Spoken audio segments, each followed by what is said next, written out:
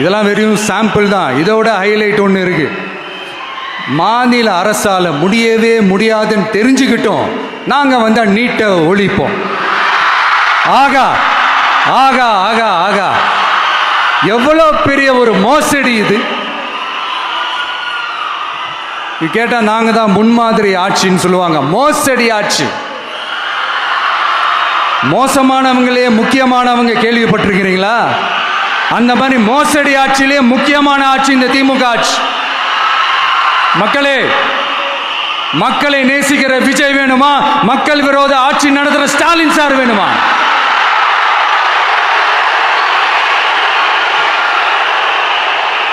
இந்த விஜய் நம்புறீங்களா, ஸ்டாலின் சார் நம்புறீங்களா?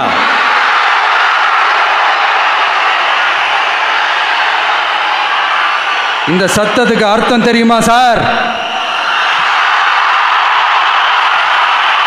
ஸ்டாலின் தொடரட்டும் அப்படின்னு அர்த்தம் கிடையாது. தீய சக்தி திமுக ஆட்சி மறையட்டும், தூய சக்தி டிவிகே ஆட்சி வரட்டும். நானும் உதிக்கட்டும்னு சொல்லாம்னு நினைச்சேன், பார்த்தா அதை வேற திருச்சி பேச ஆரம்பிச்சிருவாங்க.